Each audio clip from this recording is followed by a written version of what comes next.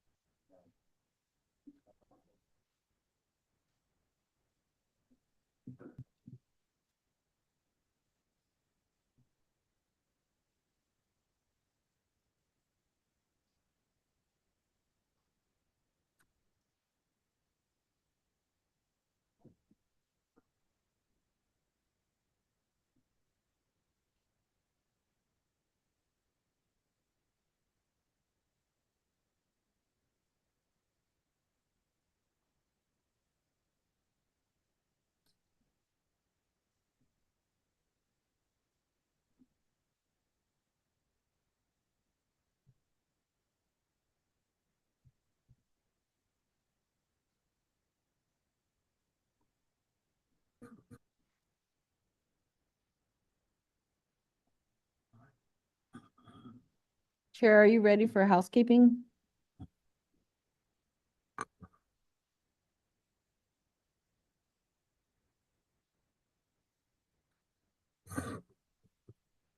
Should we start housekeeping? Okay. Yeah, that'd be great. Participating in today's meeting. Please do not connect to Zoom or teleconference while in the room, and please silence all devices. Click on the globe at the bottom of your screen to select either English or Spanish. Public comment will be taken after each item. If you are in the auditorium and wish to comment, please use the iPads located in the lobby. For meetings in other locations, please complete a blue speaker card and provide it to a South Coast AQMD employee. Speakers may be limited to a total of 3 minutes or less for all agenda items, and times may be shortened to ensure all speakers can be heard. A countdown timer will be displayed on the screen for each public comment. More time will be allotted for Spanish translation that is not simultaneous. For questions or issues on public comment, please call the public advisor at 909-396-3247. That's 909-396-3247. Please adhere to the speaker time limit and treat others with courtesy, civility, and respect. Failure to do so can result in your mic being muted or you being removed from the meeting. Be aware that this meeting is being recorded. By participating, you are authorizing recording of audio and visual content presented during the live event and consent to subsequent use of the recording in the public domain by South Coast AQMD. Good morning, everybody. All right, should we take a roll call vote? I'm sorry, roll call. Mayor Locke Dawson. So we got back Here. Supervisor Doe. Supervisor Doe is absent. Supervisor Hagman.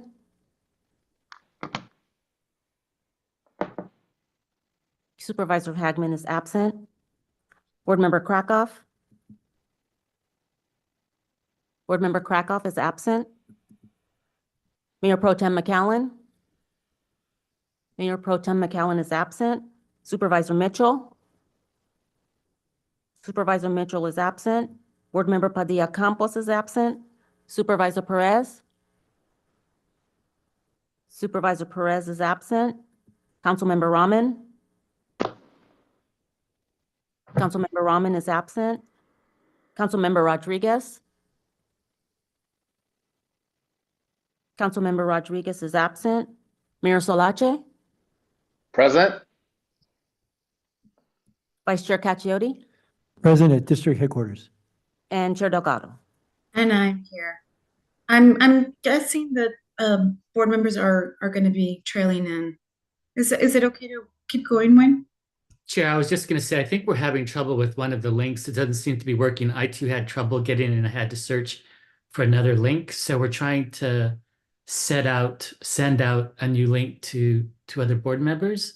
Okay. Well, let's give everybody a minute or so. We'll just go on mute until you let us know, Wayne. Okay, thanks.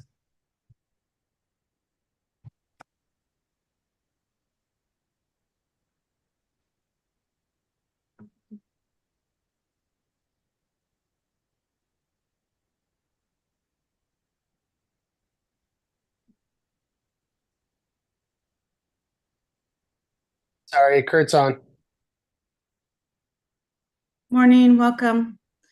I think a couple people had issues signing in, so we're giving everybody a minute or so.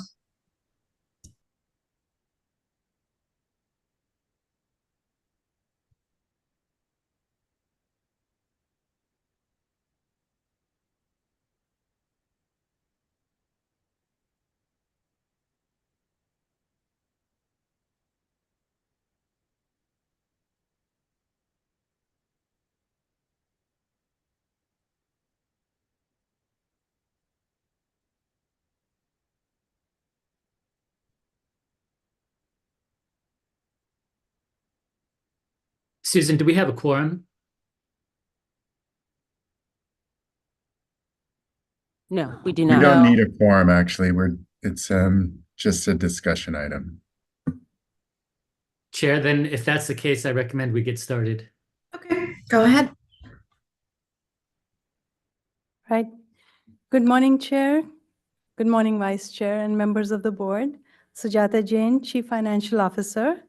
This is a meeting to go over the fiscal year 24-25 Executive Officer's proposed goals and priority objectives, the general fund budget, and staff's proposal. Next slide, please. So, next slide, please. So we have our mission statement, we have 3 goals, and we have 24 priority objectives. There were 22 last year, we added 2 more. Next slide, please. So our mission statement, there's no change to that. Next slide, please. And our 3 goals are still the same as last year. Next slide, please. So we have a strike-through version with adds and deletes, and I'll go over only the ones that have any changes. So the first one is development and implementation of air quality management plans. And the performance measure has been slightly modified to say complete 6 rule adoptions and/or actions that result in achievement towards 2016 and 2022 AQMD emission reductions. Number 2 is same. Number 3 has some changes, and it is implementation of DEI with CAP SERPs in AB 617 communities. And this has about 6 performance measurements, and 2 top ones are same. However, the third one, there is a change which says progress and percentage completion of DEI with CAP SERPs, action items for each designated community. Number 4 is complete release for CSC and public comments and submit CARB annual progress report. And update the SERP implementation dashboard quarterly for the 6 AB 617 designated communities. And then the last is redesign each CSC community website for the 6 AB 617 designated communities. Next slide, please. And then number 4 and 5 are same. Number 6 is increase permitting production. And the performance measurement here is to increase production by 500 completions as compared to calendar year 22-23. Completions are 5,365. Then fiscal year 24-25, the goal would be 5,865 permit completions, and quarterly progress is based on 25% increment of goal. Next slide, please. Number 7 and 8 are same as last year. Number 9 has been added, which is to conduct the MATES 6 study, and the performance measurement over here will be begin air toxics monitoring on 10 fixed sites for MATES 6, commence a study on brake and tire road wear, and conduct at least 1 MATES technical advisory group meeting. Next slide, please. So this is our goal 2, and we have 7 priority objectives here. 6 of them have no change, and there is one that has changed. Next slide, please. And number 7 has been added. It's a new one. It says DEI external outreach, and the performance measurements over here are also like about 4 subgroups, which is have quarterly WILAC meetings, 6 critical community conversations for purposeful outreach, and then 6 statewide DEI EJ stakeholder meetings and trainings, facilitations and leadership development, and then evaluation of the governing board's summer intern program. Next slide, please. This is our goal 3, and here we have 8 priority objectives, and the top 3 have no changes. Next slide, please. So number 4 just has a slight modification where it was partner with stakeholder groups and business communities, and the performance measurement is to conduct 6 total public meetings with permit streamlining task force subcommittees and/or with permitting stakeholders. Number 5 has no change, and number 6 is slight change here, not to the priority objective, but the performance measurement now is going to be to have 9 monthly joint DEI ERG meetings and 1 annual all ERG meeting. Next slide, please. These next 2 have been changed also as far as the performance measurement goes. So number 7 is DEI training and development, and the performance measurement is going to be conduct 2 DEI agency-wide trainings per year, conduct 5 JEDI think tanks per year, and conduct 2 JEDI book club series per year. And the last one is staffing, and here we have a change because our fiscal year 24-25 budget is going to be at a 13% vacancy. So it's saying initiate the recruitment process such that if all positions were filled, the vacancy rate would be 13%. And that concludes my presentation on the goals and priority objectives. I'm going to get into the budget. Okay, next slide, please. So here is the general fund budget summary. And we are comparing the 23-24 budget to the 24-25 budget. The revenues for the adopted budget for 23-24 were $196.3 million. And we are proposing the 24-25 budget to be revenues to be at $209.5 million. The costs, because our adopted budget was a balanced budget, and this year we are bringing the costs to be $211.4 million for a deficit of $1.9 million. Next slide, please. Oh, and I just want to mention that this deficit is after some of the fee increases that we have proposed, so we will talk about those in the next few slides. Next slide, please. Oh, sorry. No, I'm sorry. Thank you. So this is the expenditure comparison between the 2 fiscal years, and we have our categories of expenditure, which is salary and benefits, service and supplies, capital outlays, and transfers out. And salaries and benefits in fiscal year 24-25, we are proposing is $174.5 million, which is an increase of about $14 million from the prior year. Services and supplies are $31.5 million, slightly down. And the reason is that one of our bonds got paid off. However, there were some other increases in service and supplies. Capital outlays is also increased by about $1.7 million, so it is at $3.4 million. Transfers out is same. And our FTEs are decreased by 2. So they are going to be at 1,008. Next slide, please. So this slide shows our proposed changes to the FTEs. It's a busy slide, so pardon me for that. But I'll try to summarize it. In compliance, we are adding 4 positions, which are 4 Air Quality Inspector 3s, but then we are deleting 4 Air Quality Inspector 2s. From the EO office, 1 Planning and Rule Manager, which was a short-term position that has been moved to the planning, and that has become a permanent increase over there. Engineering, we are just doing a title change. So instead of 2 program supervisors, which we're deleting, we are now adding 2 supervising air quality engineers. There's no cost to that. In finance, we are adding an administrative assistant confidential position, and we're deleting an administrative assistant position. And then for technology and advancement, we are adding 4 positions, 1 air quality specialist, 1 planning and rule manager, 1 senior public affairs specialist, and 1 staff specialist, but we are deleting 4 positions there too. 1 clean field officer, 1 contract assistant, 1 office assistant, and 1 staff assistant.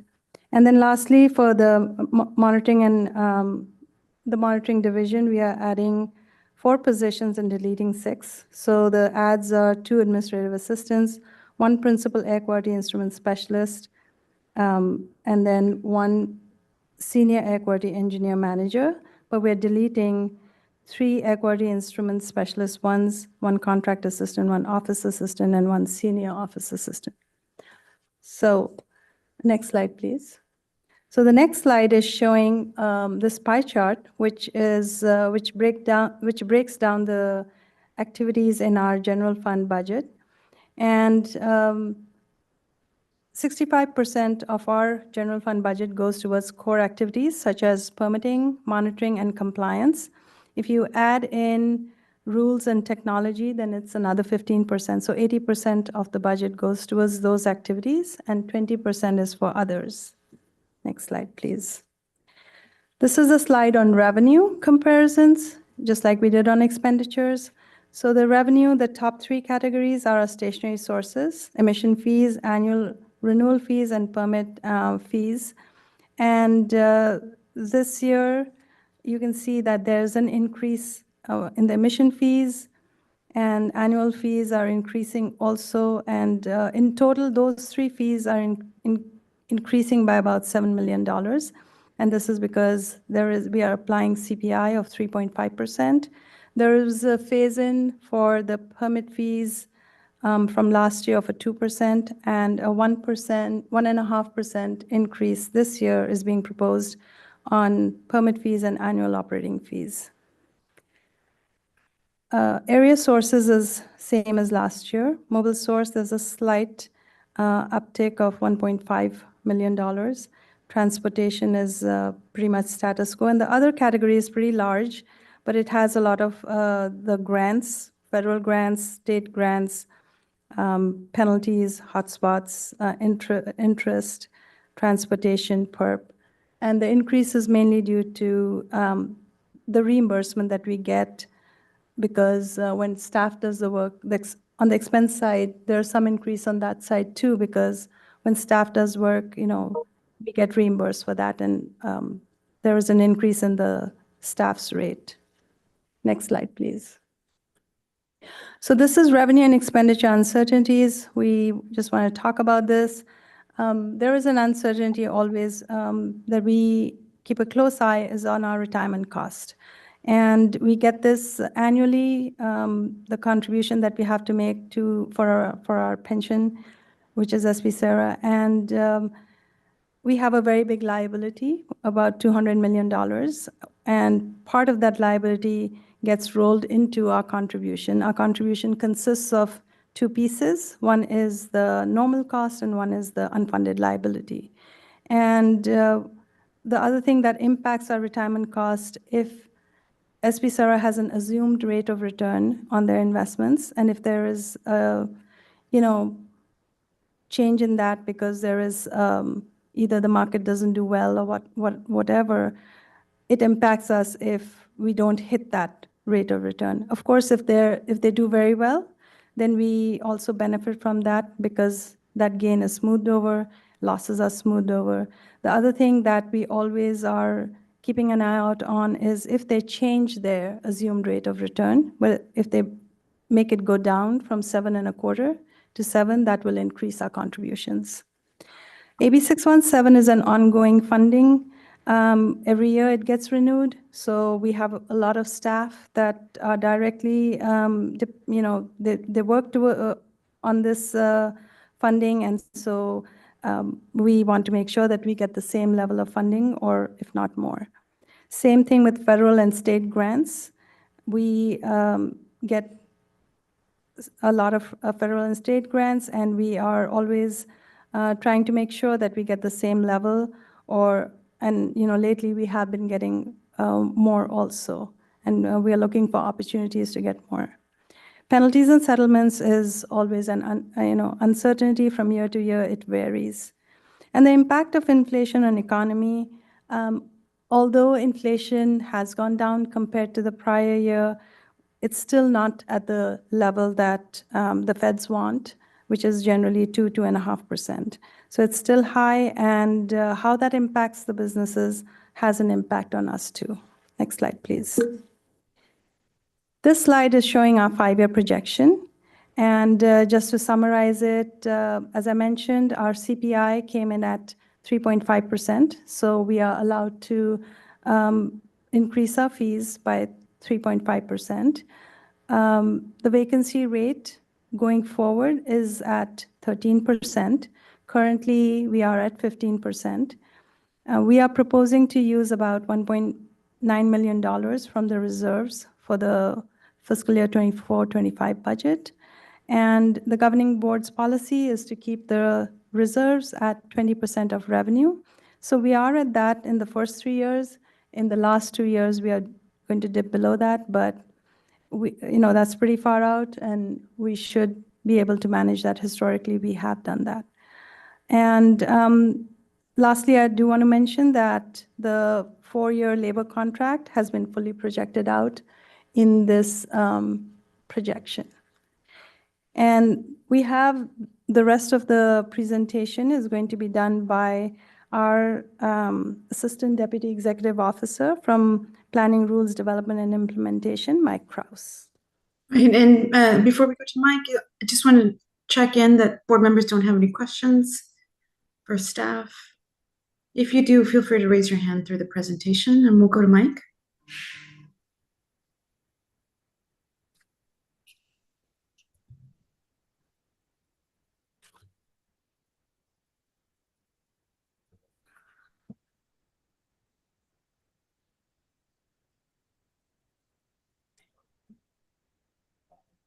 Mike there? Yes, Mike is here. All right. Great. Go ahead. All right, good morning. Yeah, I'm here to present some of our changes we'll be making with our rules primarily in our Reg 3 rules. That's our fee regulation. We'll be looking at, and we need to make these changes and shore up the budget that Sujata and her finance team have really worked hard on and have done a really great job that she just presented. Okay, so we're going to start off with our Rule 320. This is our rule that we have an automatic adjustment due to CPI. This year's CPI was at 3.5, and so therefore we'll be going in and adjusting about 12 of our Regulation 3 rules that deal with certain, things like time and material rates and things like that, and adjusting that to the CPI. Next slide, please. We also have to do a socioeconomic analysis on that, on the rule and the change of the CPI. Basically, I think the bottom line is it comes down to when we look at the CPI adjustment, we'll be bringing in around $4 million into the budget. Next slide, please. However, as always, each time we're looking at the Reg 3 rules, we're also looking at areas where we can shore up cost recovery. So we sort of do a full-blown analysis of the agency and its activities and its work, and kind of see where those areas we can look for those needed cost recoveries. So the first thing is looking at the overall budget. So as we kind of look at various things like the cost of labor, the cost of the program, service materials, et cetera, we are finding that we are going to need an additional bump up in the increase beyond the CPI, and I'll drive that in a moment. The second proposal would be looking at our Rule 301 on the fee schedules with regards to UVEB, and I'll talk about that in a second. And the next proposal is to look at a filing fee to recoup some cost recovery on that work done there. And then finally, with our fees regarding laboratory analysis, emission testing, et cetera. Next slide, please. All right, so with that first bump up that I described, again, we recognize the fact that as we kind of move into these future years, we will be having higher operating costs. We know this already due to our labor contracts, due to our services and products, as well as some unforeseeable costs that have occurred in the past and will likely occur in the future. In the end, even after applying the CPI at 3.5, we recognize there will be a deficit around 3.2. So we needed to we're looking to make that up then with this increased bump up. Next slide, please. What does that look like? That looks like about a 3% above the CPI rate. And due to the health and safety code, we're required to apply that over over more than a 1-year period of time. So we're applying it over a 2-year period of time. So 1.5, and then the following year, an additional 1.5. Next slide, please. With regards to UVEB, if you recall, there was a stakeholder that raised this issue up last year, highlighting the importance of us supporting and complementing those folks that are out there with cleaner energy, cleaner technologies. So as promised, when we're looking in, as Wayne had promised last year, that this year we would look into those schedules. Now, if you recall, a schedule is what we use to dictate how much we recoup when it comes to permit processing a particular permit. So basically how it works is the higher the schedule, usually the more complex of the application that we receive that we have to analyze. Upon looking at UVEB and the schedule that it was applied to, we do agree that if that UVEB technology is no toxics, low VOC, all the rest of those great elements for clean air, that we can drop that down to the lowest fee schedule, and we're making that proposal there today. Next slide, please. Okay, with regards to filing fees. So CARB has what they call the CTR. You may have heard of it, the Criteria Pollutant and Toxic Reporting Regulation. As part of that regulation, there's an ability for industry to apply for a simpler, what they call an abbreviated report, and there's a lot of benefits to having that abbreviated report.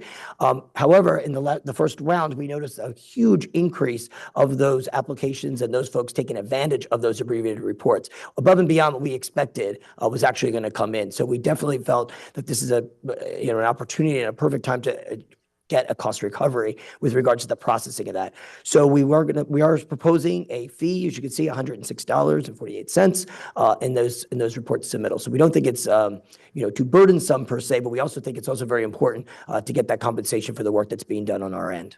Next slide, please. For this other proposal, folks over in our laboratory and source testing groups, et cetera, have raised next slide, please. Guy? Okay, there you go. Have raised concern about some of the work that they're doing above and beyond the normal work hours. So this is something that we don't currently have in our fee schedules, but this does happen. So when we need to do a test in the laboratory, we need to go out and do an emissions test. We have obviously we're doing a lot more ambient monitoring as well with more modernized equipment and more training for staff and things like that to get up to speed. But having said all of that, what we're finding is that a lot of this stuff could actually fall on the weekends, and there's some additional, obviously labor cost recovery we need to do there. Because it is potentially in the overtime world, we're not getting that recoup. Now, this is very common practice actually already in a number of our fee rules already, particularly when it comes to permit processing, but we don't have it when it comes to processing or analyzing in the lab or testing and what have you. So basically, this fourth proposal is looking for a continuity or equity in regards to getting that cost recovery for that type of work. Next slide, please. And I think that's just the third element of it. So there's three areas: laboratory condition testing, and then the ambient air testing. Next slide, please. So this is just kind of overall to look as a projection as years ahead. So as I mentioned before, that when we're talking about applying a 1.5 in the first year budget, which is the first column here, you'll see that that's looking at about $1.5 million. And then the second year, you apply the second part of the 1.5, and that would recoup about $3 million. And then there's the total for each of those years at the bottom of the table. I just want to highlight when we have something that says unquantified. I know that might make people go, wait, why didn't you quantify that? It's because there's the unknown. We don't know who's actually going to be, for example, applying for those UVEB applications. It's just an uncertainty, but we do know that those folks will be receiving a savings because we'll be charging the lowest fee schedule cost. However, on the analysis side, of course, because we might be doing that work again on the weekends, we may not, but we might be, again, unquantifiable at this point in time. So that's what our projection looks like right now for those changes in the rules. So not too many. Okay, next slide, please. All right, with regards to our timeline, as you can tell here, we're already on our way through the timeline here on April 12th. However, just wanted to highlight to folks that so far we've already released draft versions of the rules, as well as staff reports, socioeconomic reports, like I mentioned. We have the budget documents out. We've met with the Budget Advisory Committee, as well as we had a public consultation meeting. So a full public process so far, and again, of course, today's workshop as well. And this will all be leading up into the May board meeting, where we'll be presenting both the budget and amendments to the rules. And I can answer any questions. Thank you. I haven't seen any hands raised. Board members, if you'd like to ask a question, feel free to raise your hands. Is there any other parts of the presentation that you'd like to share with us? I believe that concludes staff presentation, Chair. Okay, great. All right. And okay, we've got a member of the which would like to speak while we see if any other questions are out there. Rita Loof.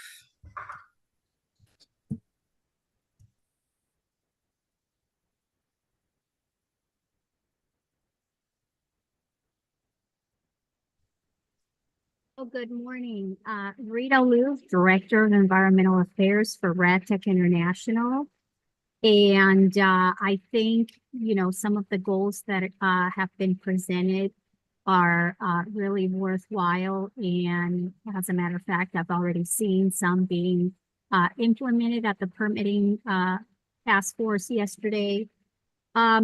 On slide 6, goal number 1, priority 3 for the community steering committees, I would really urge the district to include business organizations as part of that process, which would also tie in with slide 12, goal 3 on partnering with business groups. And on goal number 1 on the incentive programs, I think the fee discount will go a long way to provide incentives to businesses. So I'm really appreciative of that. When a long time ago, when I first started working for the district as a permit processing engineer, I remember Schedule A and the fee rule being something like $350. And I looked it up recently, it's up to $2,200 for the lowest permitting schedule. So it is having an impact on businesses. So we very much appreciate those incentives. The outreach goal is another good one.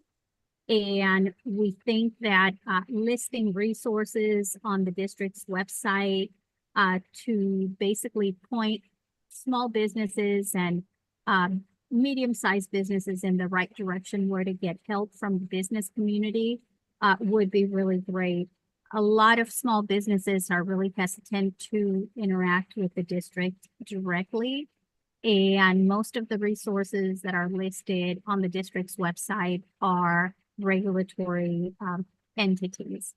And lastly, I just wanted to thank staff for their commitment to looking into our feedback and following through with our recommendations. So wanted to thank Wayne and Mike and also Jason Aspel, because I saw at the permit streaming task force yesterday, some of the changes to make the process more inclusive for the business community were already put in place. So thank you so much. Thank you, Rita. Thanks for your involvement in this process. We have one more member of the audience who'd like to speak, Curtis Coleman.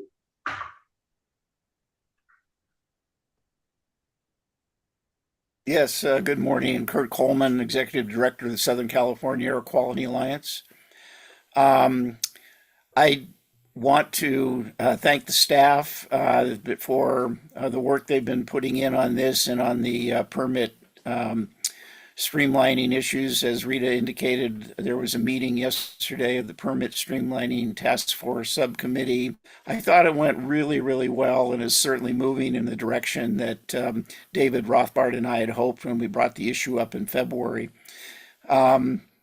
We continue to support the staff and the board in its efforts to get the new engineers being brought on to the district up to speed. And we look forward to working with the staff to see what we can do to improve the pace of permitting and get the permits out the door quickly without affecting the quality. It's a very critical, continues to be a very critical issue to us. But we are pleased with the direction that the staff is moving and thankful to the board chair for making this a top priority. Thanks. Thank you. I missed yesterday's meeting, so I will make sure they're on my calendar. But I appreciate that. I did have one question for Sujata while we see if there's any other members who'd like to speak. I think you made a comment about the recent approvals that we did, all the contract negotiation are in this budget. And I know we had some concerns about how that impacts the future years. If you could just clarify that item. Chair, yes, the full 4-year deal has been projected out in the 4 years and included in the 24-25 budget. Okay, and so far, everything is per our projection. Yes. Okay, thank you. All right, board members, last chance for any questions, comments on the budget. We do have a month if you have any questions as this moves forward. Vice Chair, is there anybody in the audience there who wishes to speak? There's one gentleman, but he's quiet, so we have no public comment. David's over there. Okay, He doesn't want to speak. all right. And any other noticed buildings, if there's anybody, I just want to take a tally. There's nobody there wanting to speak or has questions? All right, well, I think this means it was a very thorough presentation and we were well apprised. So thank you, staff, for taking the time. And again, board members, if you have questions, please feel free to send them over to Wayne in the next month before this comes for approval in May. Have a wonderful Friday. Enjoy. Thanks, Chair. Bye, everybody. Thank you, Bye. everyone.